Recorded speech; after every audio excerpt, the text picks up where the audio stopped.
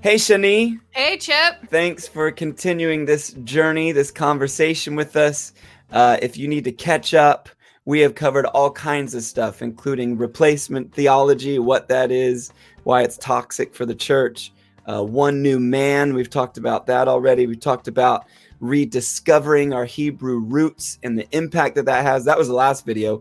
Oh my goodness, Shani just dropped the mic. It was insane.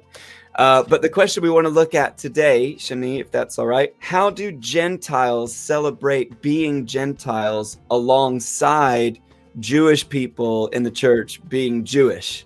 Can you unpack that for us a little bit? That's a great question because it has, I think a lot of people deal with it and actually don't know how to deal with it. And so they'll just do anything, like, it has to be this, or I think first I'll start by saying, when a man and a woman come together as one, they still remain a man and a woman, and that's okay, and that's intentional.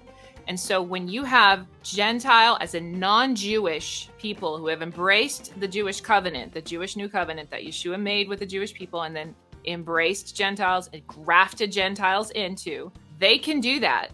That doesn't need to change how Jews embrace that covenant, okay? And so I'll start from that premise.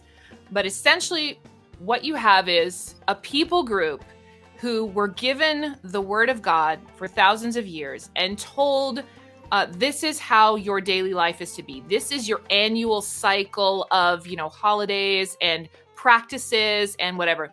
That doesn't need to change because Gentiles were now allowed access to this Jewish covenant, okay? So essentially, at the same time, in the scriptures, this was something that the early Jewish leaders dealt with, the early apostles who were all Jewish. How do we allow Gentiles who have these pagan backgrounds and they're worshiping all these idols and whatever, how do we have them engage in this new covenant when the Mosaic covenant, Abrahamic covenant, all those aren't necessarily relevant to them? And so they came up with things and they said, don't drink blood and abstain from sexual immorality. And, so Jews can celebrate Jewish holidays. Gentiles can celebrate Christmas and Easter. Jews should not require Gentiles to celebrate Sukkot and the Feast of Tabernacles and the Feast of, Passover and whatever, although they can, because Jewish holidays are just by far more fun than Gentile holidays. I'm not gonna lie. They're also longer. You get like a whole week to celebrate something like one day, and it's just like, oh, it's over. It's like, no. So, but and I wrote an article called "The Fun Commandments" because it was essentially, what is the point of celebrating a Jewish holiday? Is it about, like blowing the shofar properly, or like building the sukkah this way or that way or whatever? The point of the Jewish feasts was to annually go over with your children from generation to generation, the wonders and miracles that God did to the Jewish people. And that is why thousands of years later, Jewish kids grow up and the Jewish people have such an identity in who the Lord is and what he's done for us, even in exile, even in crazy, like constantly being slaughtered and constantly, being attacked by whatever. They still maintained this identity. And a lot of that has to do with the Jewish holidays. And so I'm specifically pointing out the Jewish holidays because that's something that comes up, and it's a very practical application when you're going to a church or congregation and some people are Gentiles and some people are Jewish, and you kind of have this, like, the Jews telling the Gentiles, you should be celebrating the biblical holidays, and the Gentiles saying, no, you should convert to Christianity and only celebrate Easter and whatever, which have pagan roots and all that. So what you have is Gentiles are not required to celebrate the Jewish holidays. Jews are not required to celebrate the Gentile holidays, okay? But both can respect each other. When we have Christmas, we'll say, okay, this is the day that a lot of people around the world celebrate the birth of Yeshua. We don't think that it happened December 25th. The shepherds would not have been sleeping outside on December 25th. It's cold, it's rainy, and then, we live just a few miles from Bethlehem. There's no way they were out there.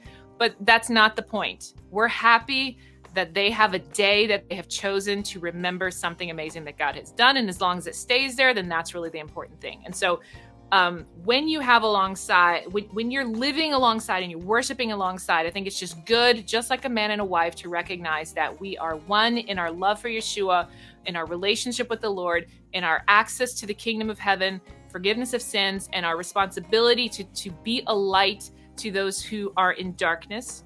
And at the same time, we have different expressions. I wear different clothes than my husband wears. He wears different. I don't want him wearing dresses. He doesn't want me wearing jock straps or whatever it is you guys wear. I think something distinct. But the idea is to have mutual respect, and at the same time not like make people feel like they have to look like you. And I also want to kind of like add one more thing, that the certain expressions that are considered Jewish, like blowing the shofar and wearing the talit, even if you are Jewish, that's not a requirement. That's more of a rabbinical, traditional add-on. And I think that it's important for a lot of people to know that, because a lot of people think, oh, if I love the Jewish people, then I have to love the shofar and the kippah and the talit, and I have to like that expression, and that is incorrect. Most people in Israel do not walk around in that garb. It is for special occasions. We blow the shofar twice a year, all within 1 month, and that's it. It's not part of like a worship service or the Beit Knesset or the synagogue. And so just know that there's a lot to be learned and enjoyed by the diversity that we have in the kingdom. Yeah, brilliant. That made me think of, I guess the Gentile equivalent would be that you love Christmas so much that you wear your Christmas jumper, your Christmas sweater on Easter Sunday, because you're just like, come on, that's how much of a Christian I am. Oh, exactly. Brilliant, Shani. If you want to stay tuned for the next video, we're going to be talking about the end times. Please tune in for that. But for now, Shani, thank you very much. A pleasure as always.